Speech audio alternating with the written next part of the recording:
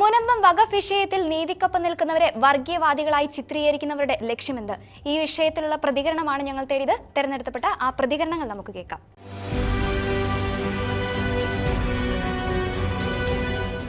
404 acre ഭൂമി, 610 കുടുംബങ്ങൾ, 3000-ഓളം വരുന്ന ജനങ്ങൾ. വഖഫ് വിഷയം അത്രമാത്രം ചർച്ച ചെയ്യപ്പെടുകയാണ് ഇന്ന് മുനമ്പത്ത് മാത്രമല്ല കേരളത്തിലുടനീളം. നാം ഏവരും ഏറ്റവും കൂടുതൽ ശ്രദ്ധ കൊടുക്കുന്ന ഒരു വിഷയം മുനമ്പത്ത് നടക്കുന്ന ഈ വഖഫ് ഭൂമിയുമായിട്ട് ബന്ധപ്പെടുന്ന വിഷയങ്ങൾ തന്നെയാണ്. പക്ഷേ അതിലേറെ നാം കാണേണ്ട ഒരു കാഴ്ച, ഈ വിഷയങ്ങളിൽ ഇടപെടുന്ന ഓരോ വ്യക്തികളെയും, ഈ വിഷയത്തിൽ ഇടപെടുന്ന ഓരോ പുരോഹിതരെയും അപമാനിക്കുന്ന തരത്തിലേക്ക് മാറുന്ന മാധ്യമങ്ങളുടെ ഇടപെടലിലും സർക്കാരിന്റെ ഇടപെടലിലും നമ്മൾ അത്രത്തോളം ചർച്ച ചെയ്യണം. ന്യൂനപക്ഷ അവകാശങ്ങളെ പറ്റി ചോദ്യം ചെയ്യുന്ന ബഹുമാനപ്പെട്ട മന്ത്രിയടക്കം ന്യൂനപക്ഷം എന്ന് പറയുന്നത് അവിടെ എല്ലാ മത വിഭാഗങ്ങളും ഉൾപ്പെടുന്നതാണ്. അതൊരു പ്രത്യേക മതത്തിന് വേണ്ടി മാത്രം ഉള്ളതല്ല. ഇതിന് പ്രത്യേകമായി അടിയന്തരമായി കാര്യങ്ങൾക്ക് തീരുമാനമെടുക്കണമെന്ന് പ്രത്യേകമായി KCYM യുവജനങ്ങൾ ശക്തമായി ആവശ്യപ്പെടുകയാണ്. ന്യൂനപക്ഷ ക്ഷേമ വകുപ്പ് മന്ത്രി എന്ന് പറഞ്ഞാൽ കേരളത്തിന്റെ ന്യൂനപക്ഷ ക്ഷേമ വകുപ്പ് മന്ത്രി എല്ലാ ന്യൂനപക്ഷങ്ങളുടെയും കാര്യങ്ങൾ, താല്പര്യങ്ങൾ സംരക്ഷിക്കപ്പെടാൻ വേണ്ടി ഉള്ളതായിരിക്കണം. ഇത് ഏതെങ്കിലും ഒരു പക്ഷത്തിന് വേണ്ടി നിലനിൽക്കുന്ന ആളായിരിക്കരുത് അദ്ദേഹം. കേരളത്തിലെ മതന്യൂനപക്ഷങ്ങളുടെ മുഴുവൻ താല്പര്യങ്ങളും സംരക്ഷിക്കുകയും അവരുടെ അവകാശങ്ങൾ നേടിയെടുക്കുകയും ചെയ്യുന്നതിന് വേണ്ടി നിൽക്കണം.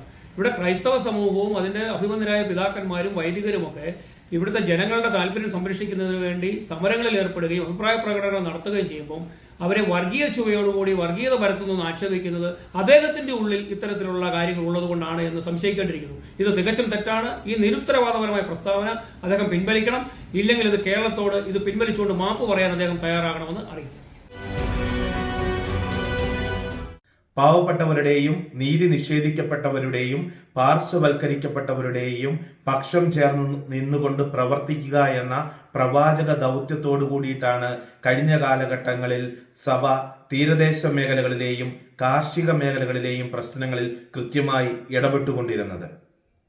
മുനമ്പത്തെ നീതി നിഷേധവുമായി ബന്ധപ്പെട്ട് സഭയുടെ ഭാഗത്തു നിന്ന് കൃത്യമായ പ്രതിഷേധങ്ങൾ ഉണ്ടായപ്പോൾ അതിനെ വർഗീയവാദമായി ചിത്രീകരിക്കുന്നതിനുള്ള ശ്രമം ബന്ധപ്പെട്ട അധികാരികളുടെ ഭാഗത്തു നിന്ന് ഉണ്ടാകുന്നു എന്നത് ഗൂഢലക്ഷ്യത്തോടു കൂടിയിട്ടുള്ളതാണ്.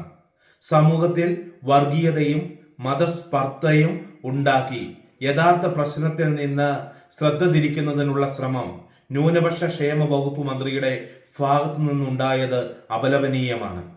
ന്യൂനപക്ഷ ക്ഷേമം എന്നത് ഒരു സമുദായത്തിന്റെ മാത്രം ക്ഷേമമല്ല എന്ന് മന്ത്രി ഇനിയെങ്കിലും മനസ്സിലാക്കുവാൻ തയ്യാറാകണം.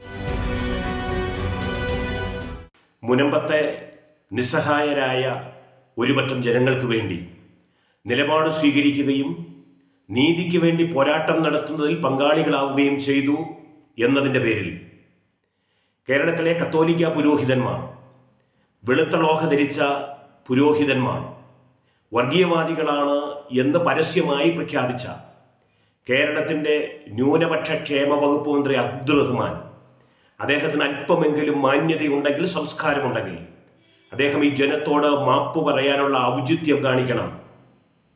കേരളത്തിലെ പുരോഹിതന്മാരെ കുറിച്ച് അദ്ദേഹം പഠിക്കണം.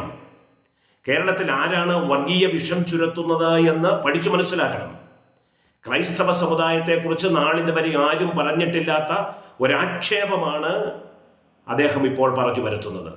അതുകൊണ്ട് കേരളത്തിലെ ജനങ്ങളോട് ഈ കള്ളത്തരം പറഞ്ഞതിൻ്റെ പേരിൽ, ഇവരെ വർഗീയവാദികൾ എന്ന് വിളിച്ച് ആക്ഷേപിച്ചതിൻ്റെ പേരിൽ, ഈ നന്ദികേട് കാണിച്ചതിന് മാപ്പ് പറയാനുള്ള ഔചിത്യം കേരളത്തിൻ്റെ മന്ത്രി കാണിക്കണം. കാരണം നിങ്ങൾ ഒരു വിഭാഗത്തിൻ്റെ മാത്രം മന്ത്രിയല്ല, നിങ്ങൾ മുസ്ലിം ക്ഷേമ വകുപ്പ് മന്ത്രിയല്ല, ന്യൂനപക്ഷ ക്ഷേമ വകുപ്പ് മന്ത്രിയാണ്. കേരളത്തിലെ ക്രൈസ്തവരും കേരളത്തിലെ മുസ്ലിം സഹോദരങ്ങളുമെല്ലാം നിങ്ങളുടെ കീഴിൽ ക്ഷേമവും ഐശ്വര്യവും പ്രതീക്ഷിക്കുന്നവരാണ് എന്ന് നിങ്ങൾ തിരിച്ചറിയണം. മുനമ്പം ഭൂമിയെക്കുറിച്ച് പറയുകയാണെങ്കിൽ നമ്മുടെ പ്രതിപക്ഷ നേതാവ് VD സതീശൻ ഇതിനെക്കുറിച്ച് സ്റ്റഡി ചെയ്ത് പറയുകയുണ്ടായി. ഈ മുനമ്പൻ ഭൂമിയിൽ താമസക്കാരായിട്ടുള്ള ആളുകളുടെ, കൊല്ലങ്ങളായി താമസിക്കുന്ന ആളുകളുടെ താമസക്കാരുടെ ഭൂമിയാണ്. അവിടെ നിന്ന് ആർക്കും ഇറങ്ങിക്കൊടുക്കേണ്ട ഒരു ആവശ്യവുമില്ല. അതുകൊണ്ട് ആ ഭൂമിയെക്കുറിച്ചും ആ വഖഫ് ബോർഡിൻ്റെ പ്രശ്നങ്ങളെക്കുറിച്ചും കേരള സർക്കാർ, ഭരിക്കുന്ന സർക്കാരാണ് അതിന് ഇടപെട്ട് അതിൻ്റെ തീർപ്പ് കൽപ്പിക്കേണ്ടതും അതിൻ്റെ പ്രശ്നപരിഹാരം നടത്തേണ്ടത്. എവിടെയോ നല്ല കണ്ണായ ഭൂമി കണ്ടുവച്ചിട്ടുണ്ട്. ഈ സമരങ്ങളും ഈ കോലാഹലങ്ങളും ഈ വിവാദങ്ങളുടെയൊക്കെ പശ്ചാത്തലത്തിൽ ഗവൺമെന്റിനെയും ഒക്കെ സമ്മർദ്ദത്തിലാക്കി മുനമ്പത്ത് നിന്ന് ആരെ ഇറക്കി വിടാൻ കഴിയില്ലെന്ന് എല്ലാവർക്കും അറിയാം. പകരം വഖഫിന് വേണ്ടി അത് നെഗോഷിയേറ്റ് ചെയ്ത് വെച്ച് ആ ഭൂമി വാങ്ങിച്ചെടുക്കുക. ഇതാണ് ഇതിന്റെ പുറകിലെ ഹിഡൻ അജണ്ട. ഇതൊക്കെ എല്ലാവർക്കും മനസ്സിലാക്കാവുന്നതേ ഉള്ളൂ. ഈ അനീതിയുടെ പക്ഷത്ത് നിൽക്കുന്നവർക്കാണ് നീതിയുടെ പക്ഷത്ത് നിന്ന് സത്യം വരുമ്പോൾ അത് പൊള്ളുകയും അവരെ വർഗീയവാദികളാക്കി ചിത്രീകരിക്കേണ്ടതും ആവശ്യകത. അതാരാണെന്ന് വ്യക്തമായിട്ട് ഓരോ പ്രസ്താവനകൾ കാണുമ്പോൾ മനസ്സിലാക്കേണ്ടിയിരിക്കുന്നു. ഇപ്പോൾ ക്രിസ്തീയ പുരോഹിതന്മാർ ഇതിനകത്ത് പ്രതികരിക്കാൻ അല്പം വൈകിപ്പോയെന്നാണ് എനിക്ക് സംശയം. കാരണം ഇത് ആദ്യമേ വെളിച്ചത്ത് കൊണ്ടുവരാൻ ശ്രമിച്ചത് കാസയും ഷക്കേന ചാനലുമാണ്. പിന്നീട് അത് BJPയും ജൻ TV-യും ഒക്കെ ഏറ്റെടുത്തു. തുടർന്ന് മാധ്യമ ശ്രദ്ധ വന്നു, സമൂഹം ഏറ്റെടുത്തു, പുരോഹിതന്മാർ ഏറ്റെടുത്തു, അതിലെ വിഷയം പഠിച്ചു.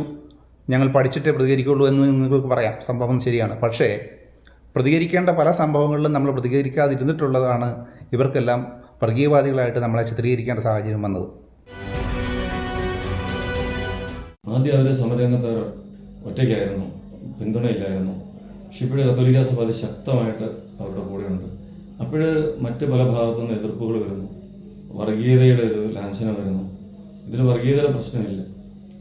സഭയുടെ വിശ്വാസികളുടെ കൂടെ നിൽക്കുന്നു എന്ന് മാത്രമേ ഉള്ളൂ. അതിനെ ആ തരത്തിൽ കാണുന്നത് അങ്ങേയറ്റം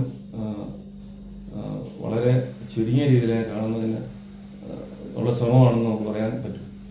ഇത് പരിഹരിക്കപ്പെടേണ്ടത്, ഇതിൽ ഇടപെടാൻ പറ്റുന്ന ഏക ഏജൻസി ഗവൺമെൻറ്റാണ്.